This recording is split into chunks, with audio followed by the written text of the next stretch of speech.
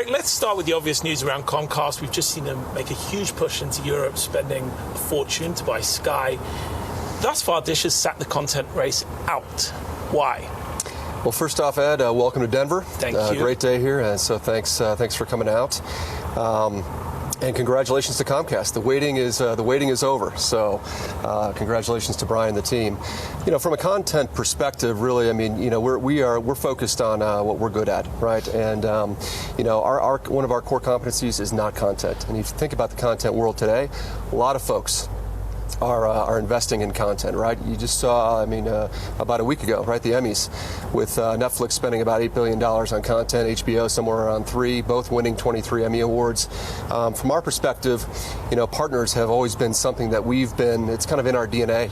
And we've chosen really not to try to get into an industry where we're going to invest a lot in content, but to partner with those that invest in building great content. But there's so much convergence going on in the industry on both sides, really, between the content and the distribution. So does remaining a pure play distributor, does that affect you negatively, or do you think that actually gives you some advantage in being able to have a broader range of partners? Well, look, I guess I'd say that, you know, we like the position we're in right now. And you know, we're in beautiful downtown Denver. Sometimes when you think about Denver, it allows us to really be focused on our day-to-day business. You know, partnerships is definitely an area where, you know, we've felt comfortable.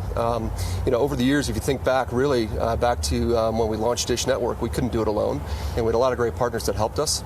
We've continued that with Sling, and I think we'll continue that in the future. Let's talk about Sling for a second. So, you know, you guys were one of the early adopters of the over-the-top product. But Sling has now got a much more competitive landscape. There's a lot of new players in the market, you know, YouTube TV, Hulu, etc.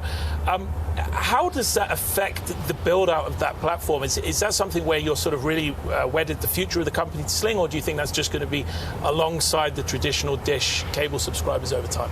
Yeah, I think a couple things to think about there, really. I mean, if you think about, you know, the old analogy, rising tides could lift all boats. You know, we were the first to come out with both live and on-demand OTT service in Sling. That's about 3.5 years ago now that we launched that.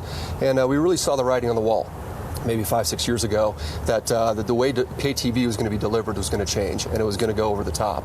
And so as we've worked on that platform, there have been more competitors that have come into the space. OTT is going to be a huge business. It's not quite where it needs to be yet. So you think about the Sling service, we've worked really hard on delivering a great customer experience, worked really hard on a stable platform, and thinking about what customers' wants and needs are today and what they will be. And in fact, we launched our new Sling experience just about a month and a half ago, where today you don't necessarily have to have a big subscription in order to participate, right? Folks can come and sample the Sling service, whether it's free content, whether it's advertising supported content, or whether it's transactional, like the fight that we just had. But Sling is lower margin, more competitive landscape in the OTT space. At the same time, you've got the traditional cable industry, as you say, the writings on the wall, subscribers coming off year after year. What is the future? Well, the future for us is, look, we definitely operate on a little bit of a different time horizon, but we're focused on really three things, right? One is our pay TV assets, and that's the Dish TV, our legacy brand. Really, satellite TV, which got us to this place, right?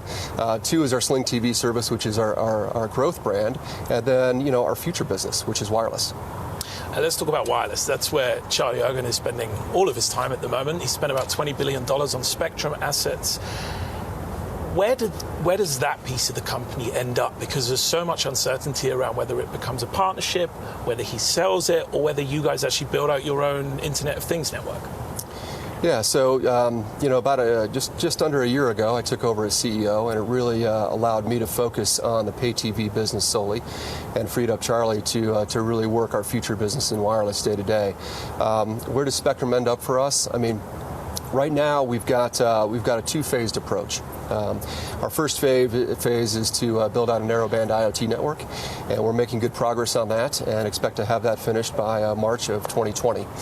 And really the second phase is what we're most excited about. And if you think about the term 5G and all that brings, you know, better latency, right? Better throughput, better battery life.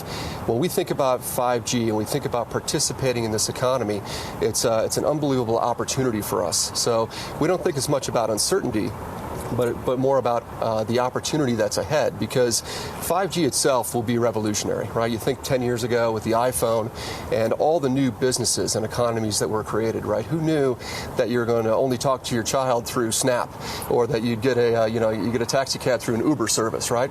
So 5G is going to be an incredible economy, new use cases that we can't even think about today, billions and billions of devices connected. But if I'm an investor and I'm sitting there looking at Dish, what am I actually buying today? Because it looks to me like two separate companies. You have the Spectrum company, which is the future, and then you have the Dish that essentially you run day to day, which is a lot of it is legacy assets, as you say, and to some extent it's all predicated on what Charlie ends up doing with the Spectrum business. Yeah, I think the businesses are very complementary, and the capabilities that we're building today and that we've built over the years with pay TV really translate very nicely into the future business. One thing that we haven't chatted about yet is, our smart home services business, for example, right? So not only does pay TV allow us to figure all the things out, like billing, security, customer care, those types of things. When you think about the new economy and you think about sensors being connected and the home being connected, there is a do-it-yourself type of mentality, but there's really a need for a do-it-yourself plus. And so one of the capabilities that we work on that we're really excited about is our in-home technicians, or our smart home services platform. To the extent where, not only can we do a great job on your satellite system, but, we can put in a new router, we can, hang a TV, we can connect sensors, and we just won business from KB Home. So, if you think about the connected homes, KB Homes is going to be installing a Google Nest product, and we're going to be the folks that are doing that work. All right, so let's wrap on this. We're sat in Denver, as you pointed out, beautiful backdrop. We're in Denver for a good reason, which is that you guys moved out here a long time ago because the disruption then was getting cable to the middle of America, to the rural parts where other people couldn't play. What is the next wave of disruption for the cable industry, and are you guys in a position to play it? Well, we're absolutely in a position to play it. And, we were founded in Denver in 1980. And Denver is just, it's a great community to either start a business or to grow a business. Today launches the beginning of Denver Startup Week, where if you think about it, we have, I think, over 750 startups alone in the city. And it's an environment which really brings disruption, innovation. I don't know if it's the mountains here or if it's the thin air or the mining mentality. There definitely is, is founded on ranching and mining and energy exploration. There's definitely an adventurous spirit here. And so companies like ourselves who really embrace that, it's one of our core values, adventure. We can attract a great employee who loves to disrupt and innovate.